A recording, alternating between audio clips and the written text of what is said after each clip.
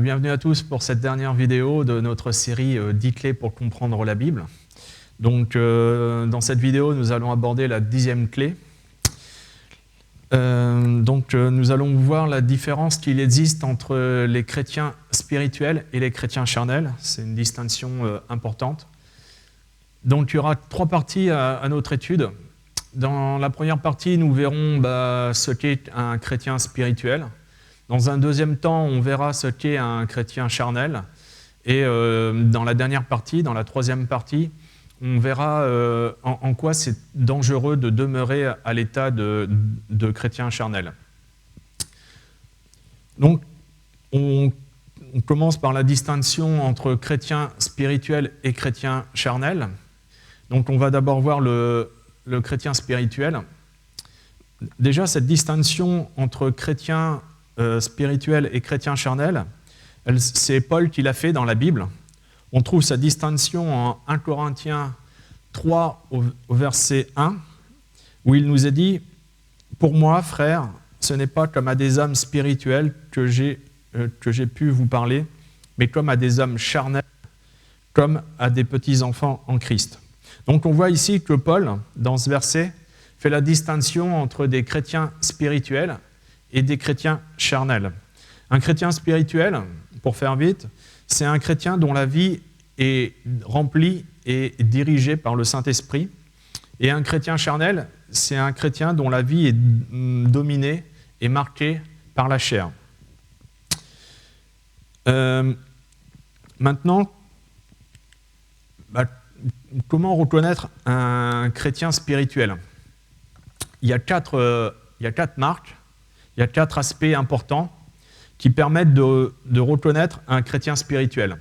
La première chose qui permet de reconnaître un chrétien spirituel, c'est que le chrétien spirituel connaît sa position en Christ. Il connaît son identité en Christ. Le chrétien spirituel, il n'est plus dominé par sa chair, il n'est plus dominé par le vieil homme. Il a appris à remporter la victoire sur son péché en s'appuyant sur sa position en Christ.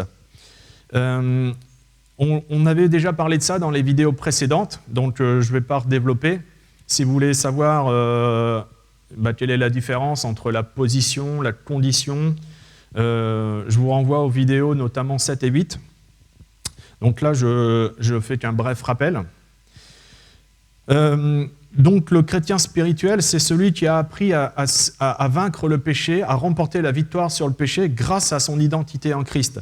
Il s'est pleinement approprié ce verset de Galates 2, verset 20, qui dit « J'ai été crucifié avec Christ, et si je vis maintenant, ce n'est plus moi qui vis, c'est Christ qui vit en moi. » Donc le chrétien spirituel a compris que sa chair, sa vieille nature, elle a été crucifiée par Christ à la croix, et que maintenant, Christ vit en lui. Et donc, il n'a plus besoin de lutter contre cette chair, parce que cette chair, elle a déjà été brisée, elle a déjà été vaincue à la croix.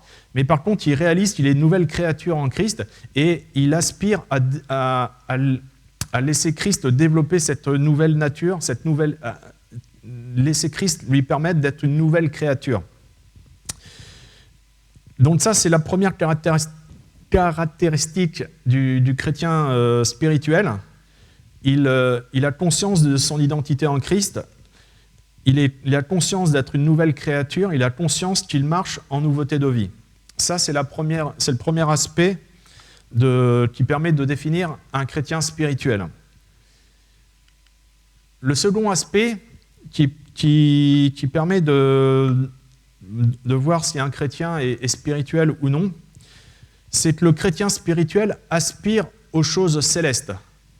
Comme je l'ai dit précédemment, c'est que le chrétien spirituel, il a pleinement réalisé qu'il est une nouvelle créature, engendrée par le Saint-Esprit, et comme il a une nouvelle nature, comme il est une nouvelle créature, cette nouvelle nature lui donne des nouveaux buts, des nouvelles perspectives, de nouvelles aspirations. Et le chrétien spirituel, il ne recherche plus les choses de la terre, mais il recherche les choses du ciel. Il recherche les choses divines. C'est ce que Paul nous dit en Colossiens 3, au verset 1 à 4.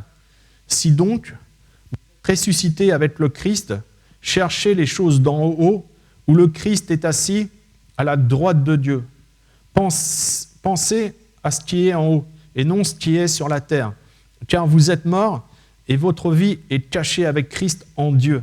Quand le Christ, votre vie, paraîtra, alors vous paraîtrez aussi avec lui dans la gloire. Donc là, Paul dit que le chrétien ne doit pas aspirer aux choses de la terre, mais il doit aspirer aux choses célestes, il doit aspirer aux choses spirituelles, parce que c'est là où est Christ. Christ est assis à la droite de Dieu, et donc le chrétien, il doit rechercher les choses célestes.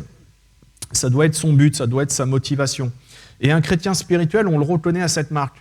Un chrétien spirituel, c'est quelqu'un qui ne recherche pas les choses de la terre, qui ne recherche pas les plaisirs du monde, mais c'est un chrétien qui aspire vraiment à recevoir tout cet héritage céleste qu'il a en Christ.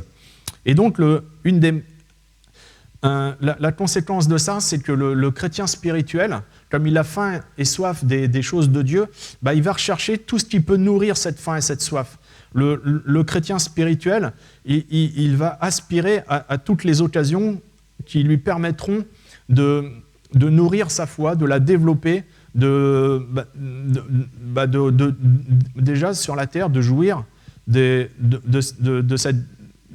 l'héritage spirituel qu'il a en Christ. Et donc le chrétien spirituel, il va aspirer à prier, il va aspirer à méditer la Bible, il aspirera à la louange, à l'adoration, il aura faim et soif de se réunir avec des chrétiens, de partager avec eux des moments spirituels, d'avoir avec eux des discussions spirituelles. Et donc, vous voyez, ça, c'est ce à quoi on reconnaît un chrétien spirituel. C'est qu'il a vraiment faim et soif des choses spirituelles. Et vraiment, dès qu'on lui propose de méditer la parole, dès qu'on lui propose de partager des choses spirituelles avec des chrétiens, de se réunir à l'église, voilà, il a faim et soif de cela et il est tout de suite partant. Donc, vous voyez, c'est une des marques à quoi on reconnaît si un chrétien est spirituel ou non. Et Paul aussi nous invite à ça. Paul nous invite vraiment à nourrir notre foi, notamment en Colossiens 3, au verset 16, où il nous dit que la parole de Christ habite avec vous avec sa richesse. Instruisez-vous et avertissez-vous réciproquement en toute sagesse, par des psaumes, par des hymnes, par des cantiques spirituels, sous l'inspiration de la grâce, chantez à Dieu de tout votre cœur. Quoi que vous fassiez, en parole ou en œuvre, faites tout au nom du Seigneur Jésus en rendant grâce par lui à Dieu le Père. Donc vous voyez, ce que Paul est ici en train de dire, c'est qu'il encourage les chrétiens vraiment à vivre des moments spirituels. Et comment ? En partageant la parole de Dieu, en chantant des psaumes, des hymnes, des cantiques, c'est-à-dire en louant, en adorant. Et il dit aussi de remercier Dieu, de rendre grâce en toutes choses. Donc vous voyez, ça c'est l'attitude d'un chrétien spirituel. Un chrétien spirituel, sa vie, elle est marquée par la méditation de la parole, elle est marquée par une louange, par une adoration, par une reconnaissance qu'il apporte à Dieu, par le désir d'être avec des chrétiens, de partager avec eux. Donc vous voyez, ça c'est une des marques, c'est une des choses qui permettent de savoir si un chrétien est spirituel ou non. La troisième chose qui permet de reconnaître si un chrétien est spirituel ou non, c'est que le chrétien spirituel est rempli du Saint-Esprit. C'est vrai que tous les chrétiens reçoivent le Saint-Esprit au moment de leur nouvelle naissance. Au moment où ils se tournent vers Christ, au moment où ils l'accueillent comme Sauveur et Seigneur personnel, à ce moment-là, les chrétiens reçoivent le Saint-Esprit. Mais le chrétien spirituel, lui, il a été plus loin dans le Saint-Esprit parce qu'il est baptisé du Saint-Esprit. Il a fait cette expérience où le Saint-Esprit est venu avec lui pour lui donner la puissance. Une puissance qui va l'aider à aller plus loin. Une puissance qui va l'aider à rendre témoignage, qui va l'aider à rentrer vraiment dans le service. Et il faut comprendre que ce qui permet d'avoir une vie chrétienne plus riche, ce qui permet d'avoir une vie chrétienne plus productive, on pourrait dire, plus efficace, qui soit utile entre les mains de Dieu, c'est important d'avoir fait cette expérience du baptême dans le Saint-Esprit. Et le chrétien spirituel, lui, a fait cette expérience du baptême dans le Saint-Esprit. Et c'est pour ça qu'en général, il témoigne plus facilement, il prie plus facilement, il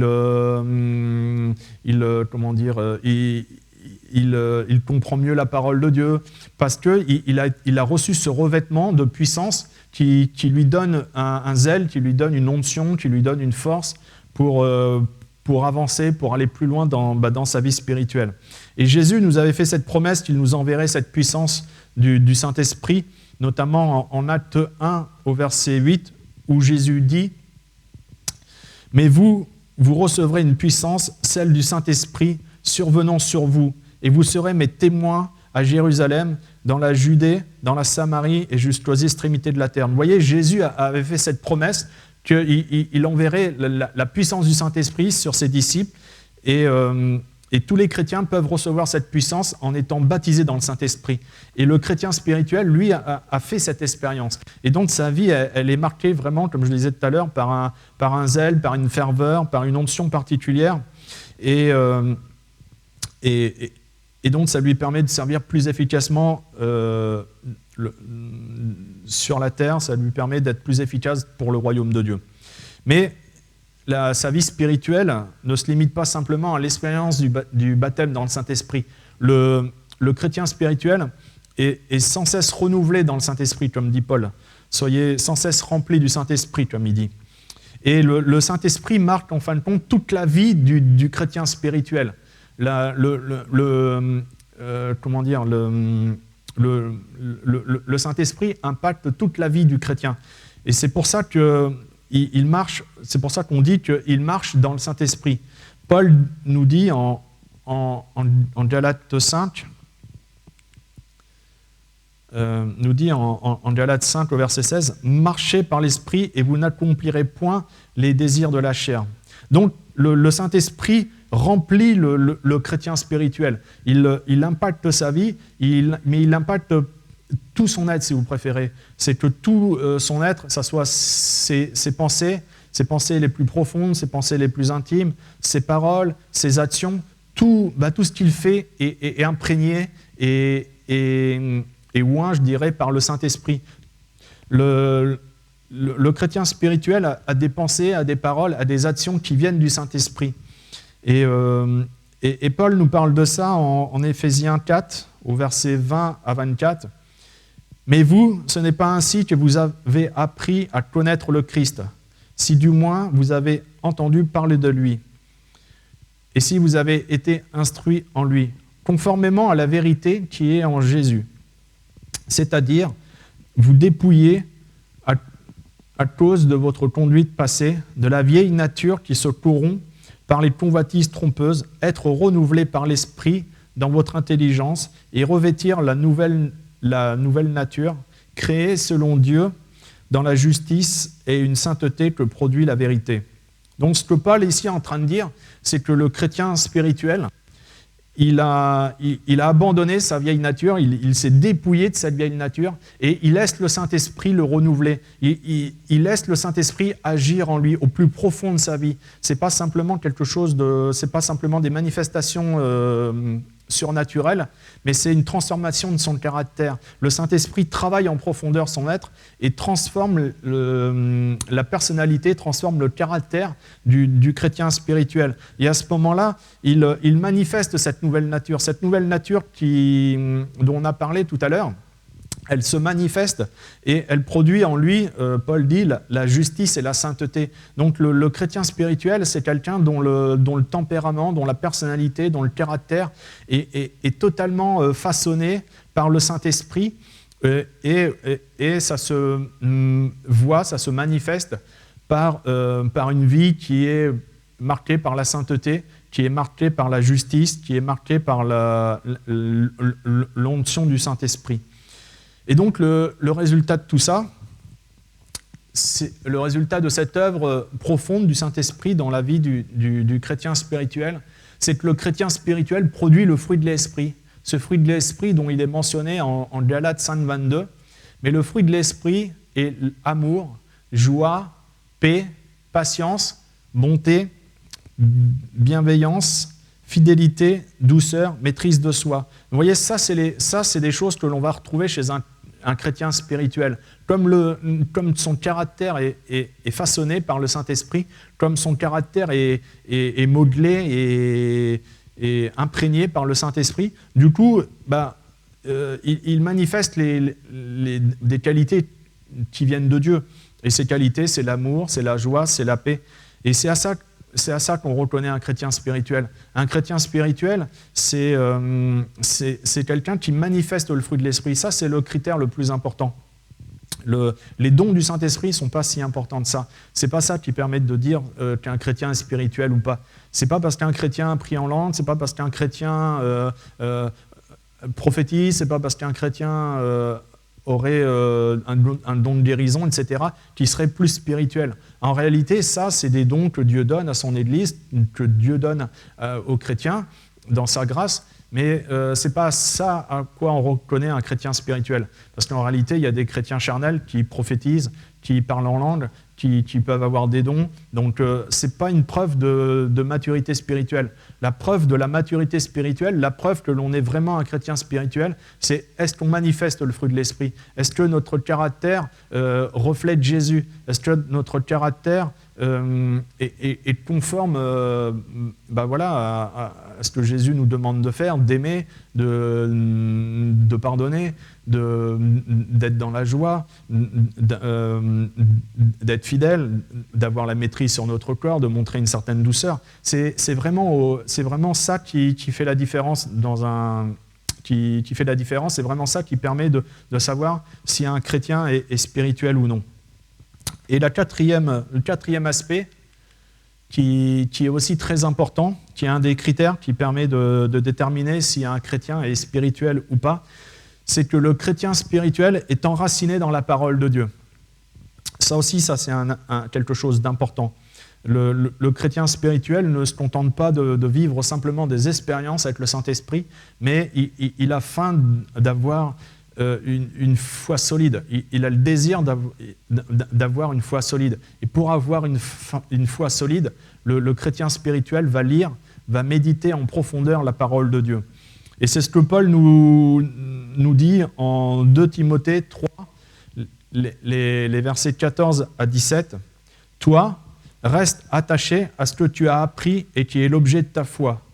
Tu sais de qui tu l'as appris depuis ton enfance. Tu connais les écrits sacrés. Ils peuvent te donner la sagesse en vue du salut par la foi en Christ Jésus.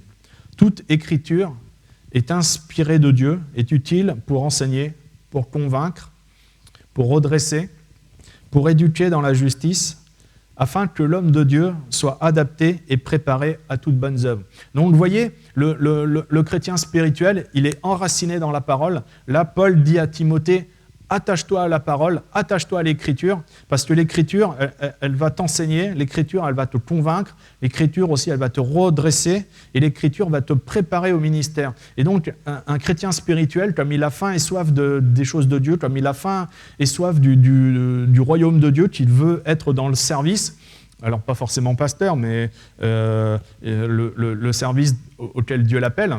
Il peut être varié, ça peut être faire l'accueil dans l'église, ça peut être s'investir dans la louange, ça peut être évangéliser. Enfin, il y a beaucoup de services dans l'église. Donc un chrétien spirituel, c'est pas forcément un pasteur, c'est pas forcément un docteur, c'est pas forcément un apôtre, c'est pas forcément quelqu'un qui a un grand ministère, mais c'est quelqu'un qui veut rentrer dans l'appel que Dieu a mis sur sa vie. Et pour rentrer vraiment dans cet appel, Paul dit, lis la parole parce que c'est dans la parole que Dieu va te former, c'est dans la parole que tu vas être préparé aux œuvres auxquelles Dieu t'appelle. Et donc le chrétien spirituel, lui, il va passer du temps dans la parole, il va méditer la parole, il va se l'approprier, et c'est là où Dieu va le former, c'est là où Dieu va le préparer et va et va pouvoir ensuite le propulser dans le ministère auquel il l'appelle, dans le service auquel Dieu l'a préparé. Et donc, ça aussi, c'est un des critères essentiels pour reconnaître si un chrétien est spirituel ou pas.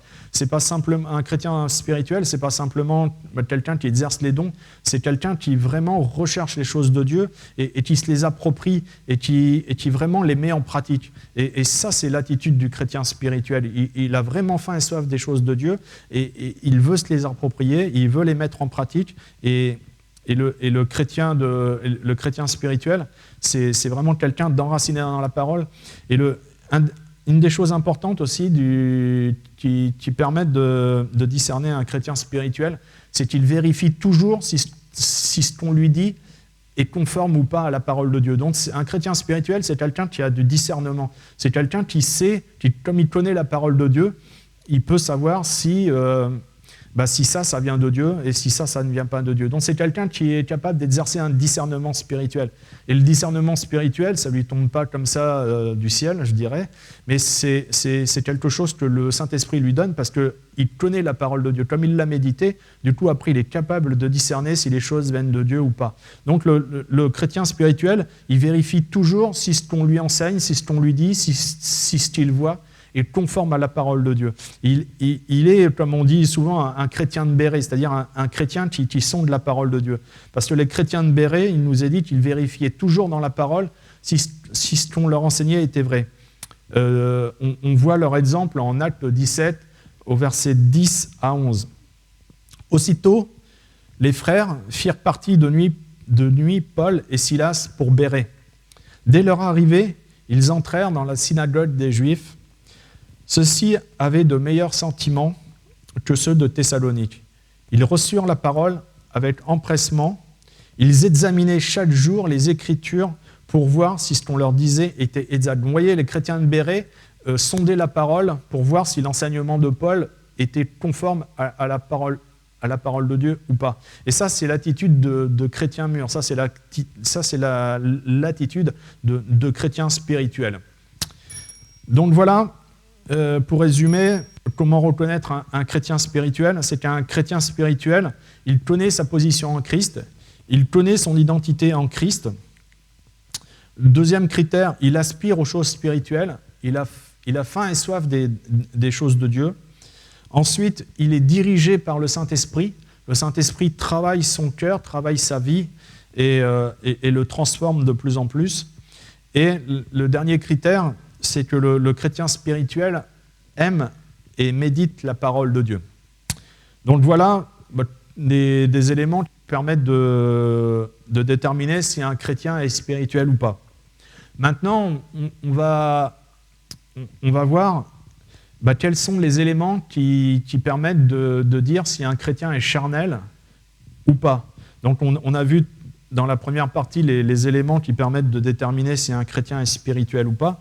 Et maintenant, on va voir quels sont les aspects, quelles sont les choses qui déterminent, qui caractérisent un chrétien charnel. Donc le premier aspect qui détermine un chrétien charnel, donc le chrétien charnel, si vous préférez, c'est un chrétien qui est né de nouveau. On ne peut pas dire qu'il n'a pas le Saint-Esprit. C'est un chrétien qui a accepté Jésus, c'est un chrétien qui a été engendré d'en haut, qui a fait une expérience de nouvelle naissance. Mais malheureusement, c'est que le chrétien charnel, il ne laisse pas le Saint-Esprit dominer sa vie. Il ne laisse pas le Saint-Esprit diriger sa vie.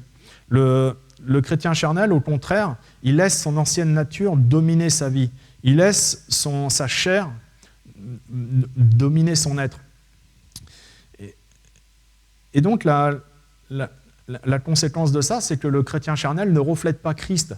Le chrétien charnel ne reflète pas la personnalité de Christ. Son caractère, en fin de compte, est semblable à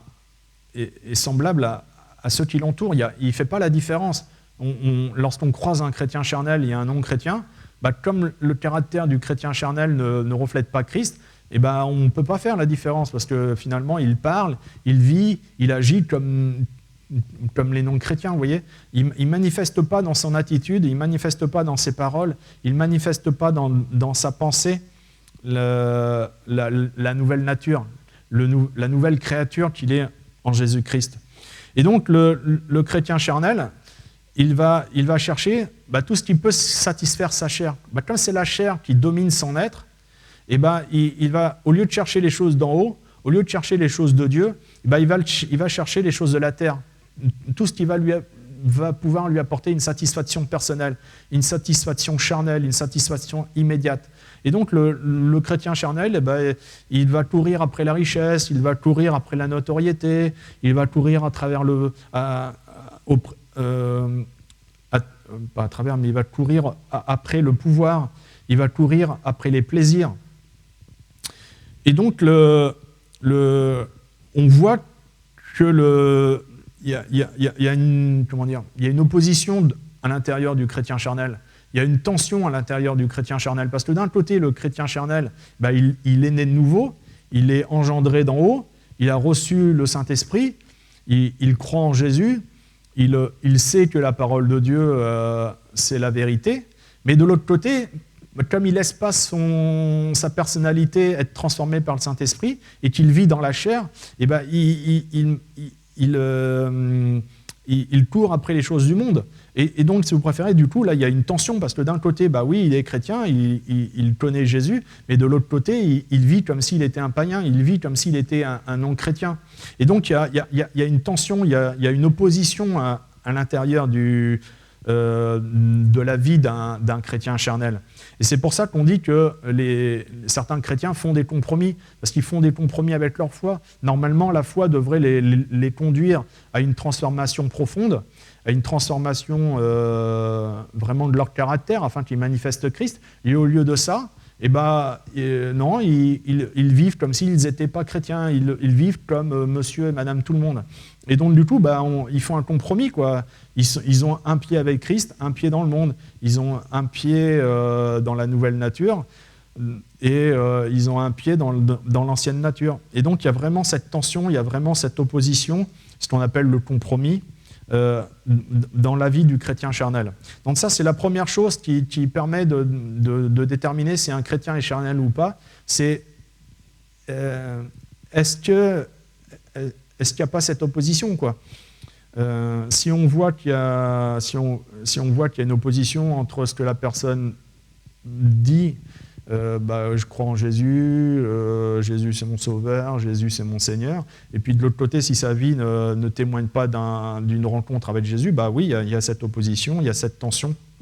Et donc ça, c'est la première chose qui caractérise le chrétien charnel, c'est qu'il est dominé par sa chair et il vit comme un non-chrétien. La deuxième chose qui permet de déterminer si un chrétien est charnel ou pas, c'est que le chrétien charnel produit les œuvres de la chair. Donc, comme on a vu tout à l'heure, comme sa vie est dominée par la chair, comme il ne manifeste pas sa nouvelle nature, il ne manifeste pas qu'il est une nouvelle créature en Jésus-Christ, forcément, il ne produit pas le fruit de l'esprit, il ne produit pas le caractère de Christ. Et à la place, il produit ce que la Bible appelle les œuvres de la chair. Et ces œuvres, on les trouve en Galates 5, au verset 19 à 21. Or, les œuvres de la chair sont évidentes, c'est-à-dire inconduite, impureté, débauche, idolâtrie, magie, hostilité, discorde, jalousie, fureur, rivalité, division, parti pris, envie, ivrognerie, orgie et choses semblables. Je vous préviens, comme je l'ai déjà fait, ceux qui se livrent à de telles pratiques n'hériteront pas du royaume de Dieu. Donc là, Paul est en train de décrire les œuvres de la chair. Et malheureusement, c'est que chez un chrétien charnel, on retrouve ces œuvres. Alors peut-être pas toutes, mais on en retrouve certaines. Et malheureusement, lorsqu'on constate ces choses, on peut que faire le constat que malheureusement, c'est qu'un chrétien qui se livre à l'impureté, qui se livre à la débauche, qui se livre à la magie, aux rivalités, aux divisions, à l'ivrognerie, oui, c'est un chrétien charnel. Et Paul avait fait ce constat chez les Corinthiens. L'église de Corinthe, c'était une église qui possédait beaucoup de dons du Saint-Esprit. Il y avait beaucoup de manifestations spirituelles chez les Corinthiens. Mais malheureusement, c'est que leur vie ne témoignait pas d'une vie transformée par le Saint-Esprit. Et au lieu de cela, il y avait dans l'église de Corinthe des divisions, il y avait des querelles, il y avait des jugements, il y avait des jalousies. Et Paul est en train de leur dire, voyez, vous prétendez que vous êtes spirituel parce qu'il y a des dons chez vous, parce qu'il y a des parlers en langue, il y a des prophéties, vous dites que vous êtes spirituel à cause de ça, mais en réalité, vous êtes charnel. Pourquoi vous êtes charnel ? Parce que vous produisez les œuvres de la chair. On trouve chez vous de la division, on trouve chez vous de la jalousie, on trouve chez vous des rivalités. Paul dit aux Corinthiens,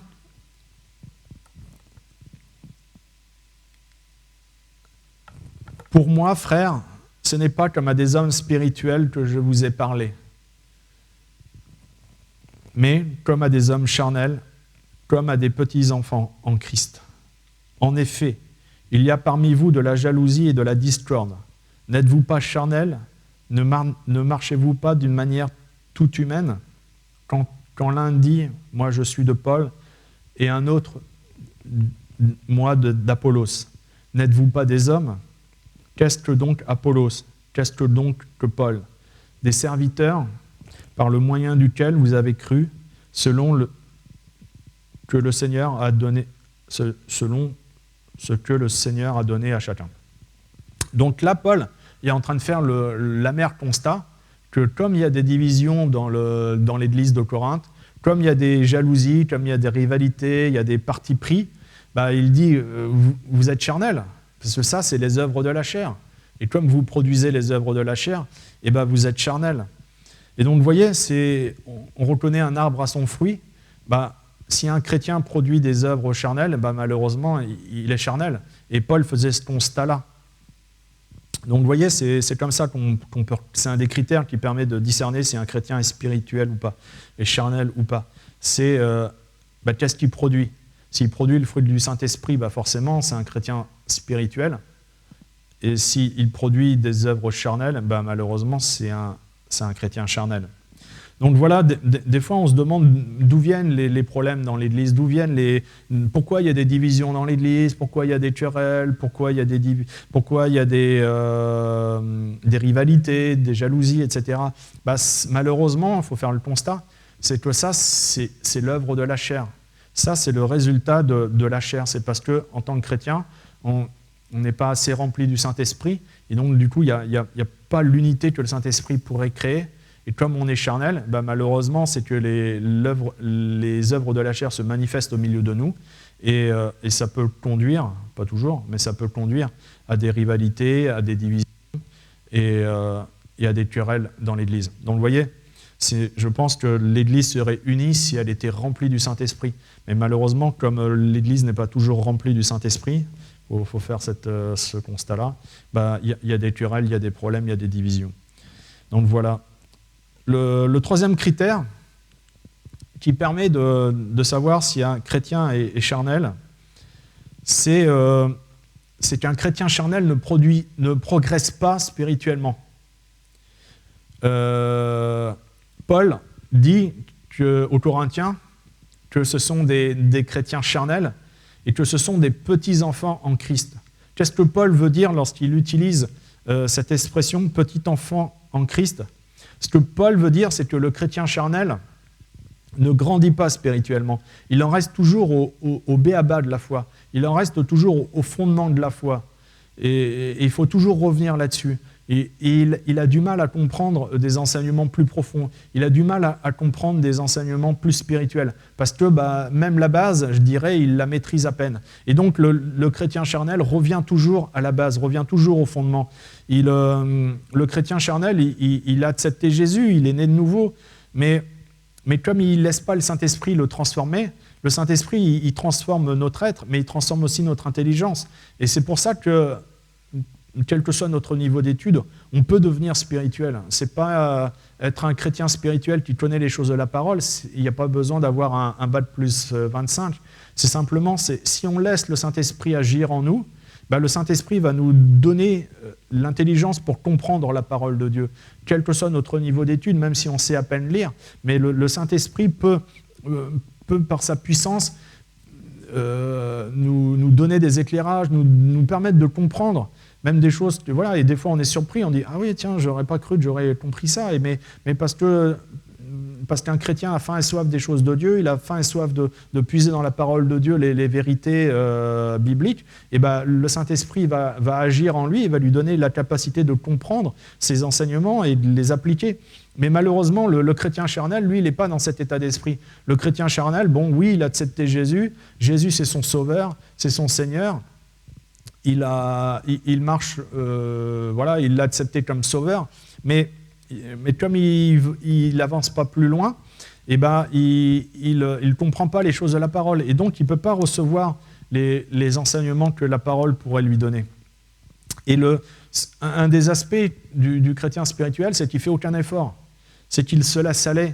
Et il ne fait aucun effort pour changer, il ne fait aucun effort pour avancer dans les choses de Dieu, pour avancer dans la vie spirituelle. Alors que la Bible nous encourage à faire des efforts. Oui, on est sauvé par grâce, oui, on n'est pas sauvé par nos efforts, on n'est pas sauvé par nos mérites, mais après, pour grandir dans la vie spirituelle, il faut faire des efforts. Et c'est ce que Pierre nous dit en 2 Pierre 1, les versets 4 à 8. « À cause de cela même, faites tous vos efforts pour joindre à la vertu, pour joindre à votre foi la vertu, à la vertu la connaissance, à la connaissance la maîtrise de soi, à la maîtrise de soi la persévérance, à la persévérance la piété, à la piété la fraternité, à la fraternité l'amour. En effet, si ces choses existent en vous et se multiplient, elles ne vous laisseront pas sans activité et sans fruit, pour la connaissance de notre Seigneur Jésus-Christ. » Donc vous voyez, ce que Paul est ici en train de dire, c'est oui, vous avez la foi, vous avez le commencement,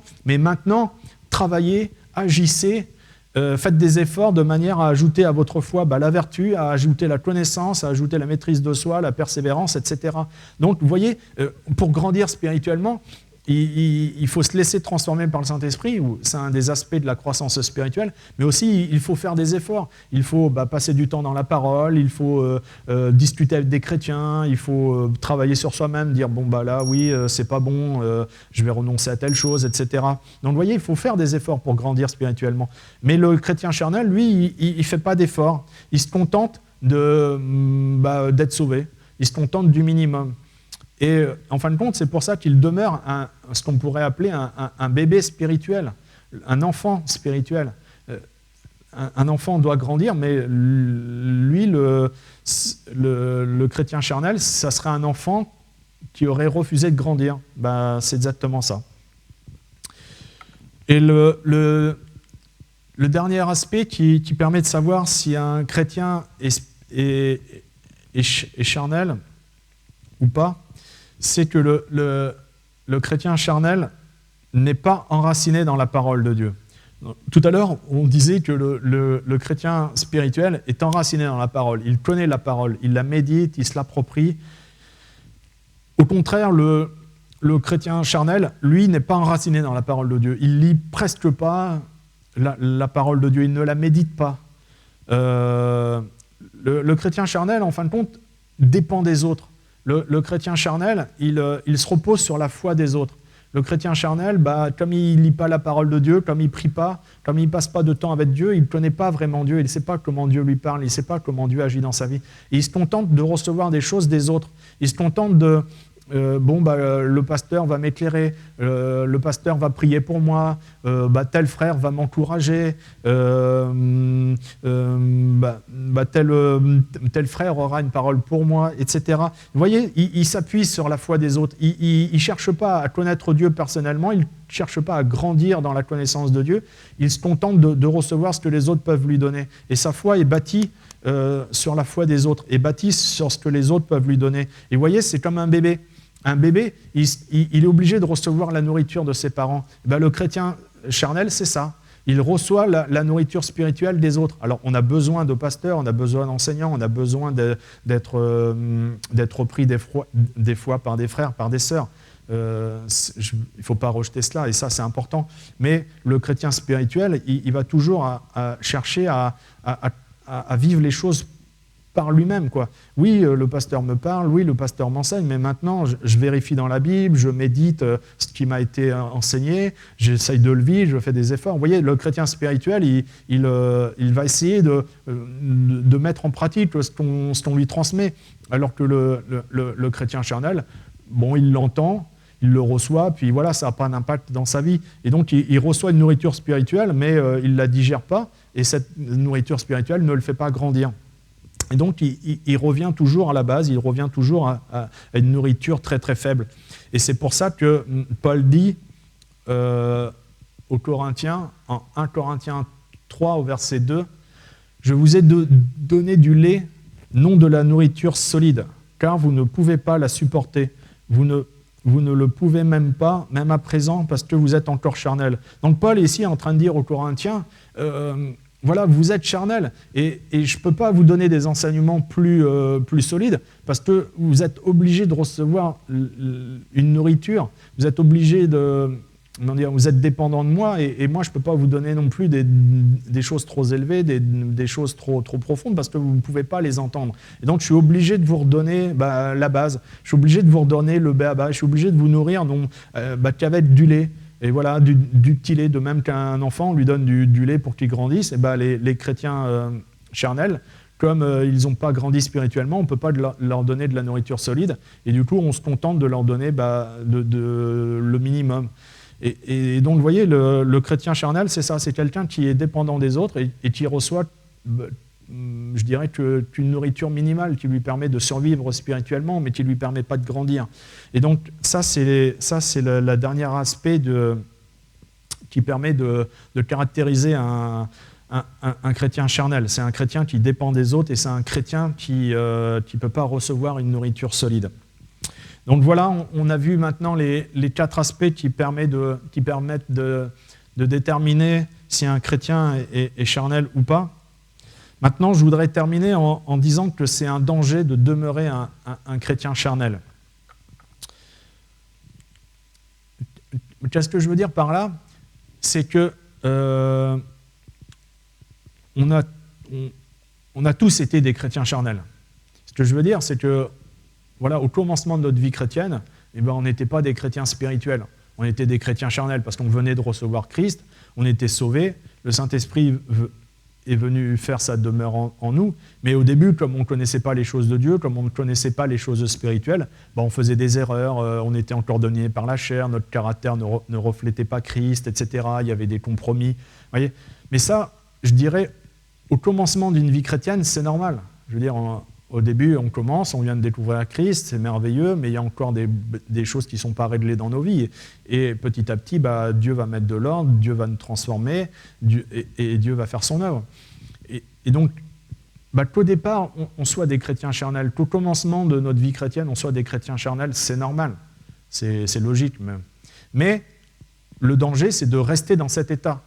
Le danger, c'est que le temps s'écoule, c'est que le temps passe, et que au lieu de devenir des chrétiens spirituels, au lieu de devenir des chrétiens matures, des chrétiens solides dans leur foi, on en reste à être toujours des chrétiens du commencement, toujours des chrétiens du béaba, à qui on est obligé de rabâcher l'évangile, pour lesquels on est toujours obligé de prier pour eux, de les encourager sans cesse, de les soutenir sans cesse. Ça, c'est pas normal.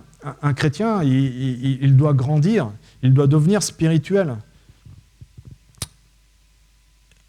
Et donc le danger, c'est de demeurer dans cet état de chrétien charnel, de bébés spirituels qui sont toujours dominés par la chair, qui retombent toujours dans le même péché, qui sont dépendants des autres, qui ne reflètent pas la nature de Christ, qui ne reflètent pas le caractère de Christ, qui ne produisent pas le fruit du Saint-Esprit. C'est très dangereux. Et il y a 2 dangers auxquels on s'expose si on demeure dans cet état de... Si on reste dans cet état de chrétien charnel, on s'expose à 2 dangers. 2 dangers qui sont importants.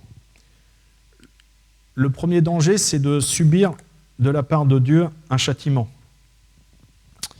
Dieu aime ses enfants. Et de même que les parents aiment leurs enfants, ils les reprennent lorsqu'ils font des choses mauvaises. Et Dieu, c'est pareil avec nous.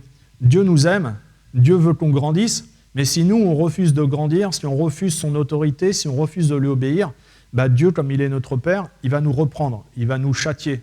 On pourrait, si le mot châtiment, châtier, ça vous fait, comment dire, vous trouvez ça trop fort, on pourrait dire discipliner. C'est exactement la même pensée. C'est-à-dire qu'il va falloir reprendre de manière à ce que l'enfant, lorsqu'on reprend un enfant, lorsqu'on le discipline, c'est pour qu'il adopte les bonnes conduites, les bonnes attitudes. C'est pareil, Dieu agit de la même façon avec nous. Dieu, il nous reprend de façon à nous corriger, de façon à ce qu'on développe les bonnes attitudes, les bonnes habitudes. Et donc, si on ne rentre pas dans ce que Dieu a préparé pour nous, on s'expose à cette discipline, on s'expose à ce châtiment. C'est ce que Paul nous dit en Hébreux 12, les versets 5 à 6. « Et vous avez oublié l'exhortation qui vous est adressée comme à des fils. Mon fils, ne prends pas à la légère la correction du Seigneur et ne te décourage pas lorsqu'il te reprend. Car le Seigneur corrige celui qu'il aime, il frappe de la verge tout fils qu'il agrée. » Donc vous voyez, le chrétien charnel, en demeurant dans cet état, la première chose auquel il s'expose, c'est de subir de la part de Dieu un châtiment, de façon à ce qu'il puisse corriger son attitude et qu'il rentre enfin dans la, qu'il rentre enfin dans ce processus de progression spirituelle. La deuxième chose auquel le chrétien charnel s'expose, s'il demeure dans cet état, c'est de perdre sa communion avec Dieu. Et ça, c'est plus dramatique. Parce que le problème, c'est que le chrétien charnel, il a Jésus comme sauveur, il est né de nouveau, il a le Saint-Esprit, mais comme il ne laisse pas le Saint-Esprit se développer en lui, comme il ne cherche pas à entretenir une relation personnelle avec Dieu, malheureusement, c'est que la relation, la communion auquel il est appelé, malheureusement, il risque de la perdre. Et on voit qu'il y a un avertissement très fort en Hébreux 6, les versets 5 à 8.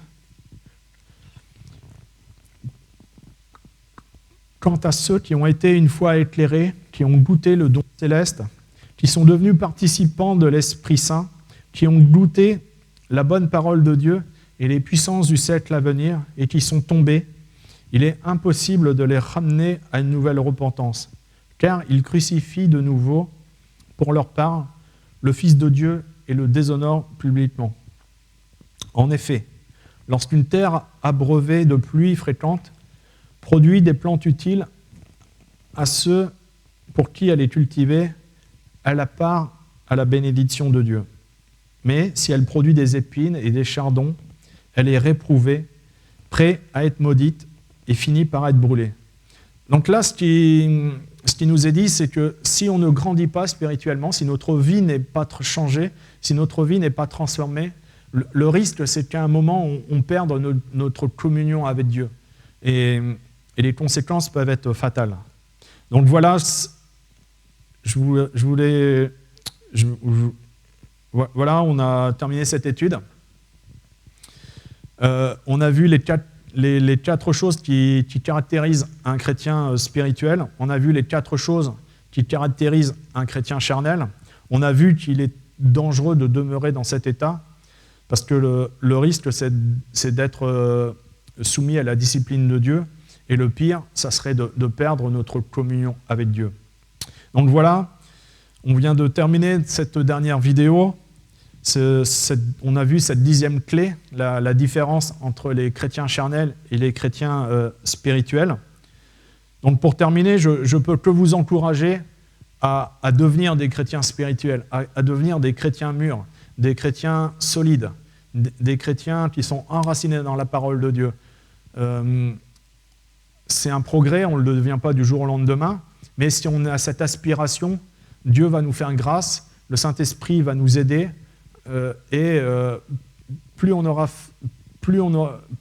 faim et soif des choses de Dieu, et Dieu nous aide à avancer, Dieu nous aide à progresser, on arrive à rentrer dans ces choses-là. C'est pas réservé à une élite, c'est pas réservé à des gens qui auraient des bacs plus machin, mais tout chrétien sincère peut devenir un chrétien spirituel. Il faut juste qu'il ait faim et soif des choses de Dieu. Il faut juste qu'il laisse le Saint-Esprit le diriger. Il faut aussi passer du temps dans la prière et dans la méditation de la parole. Et si on se soumet à ce processus, on est tous appelés à devenir des chrétiens spirituels. Il y a, quel que soit là où vous en êtes, ne vous sentez pas jugé si vous remarquez des faiblesses, des carences, des manquements dans votre vie spirituelle. Revenez à Dieu. Et Dieu, dans sa grâce, va agir, va vous transformer et vous permettre de grandir avec lui, de devenir un chrétien spirituel. Voilà, on termine aussi cette série d'études. Donc, il y a eu 10 vidéos, il y a eu 10 enseignements. À travers chaque vidéo, j'ai essayé d'apporter une clé qui permet de comprendre l'enseignement biblique.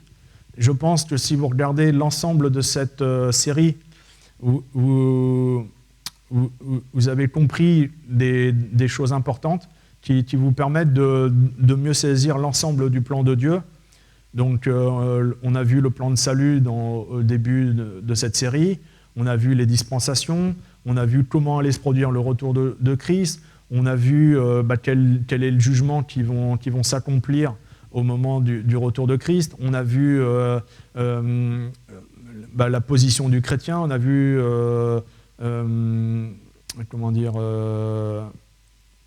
comment remporter des victoires sur l'ancienne nature. Et là, on vient de voir que on est tous appelés à devenir des chrétiens spirituels. Donc j'espère que cette série vous a permis d'avoir des éclairages sur la parole de Dieu.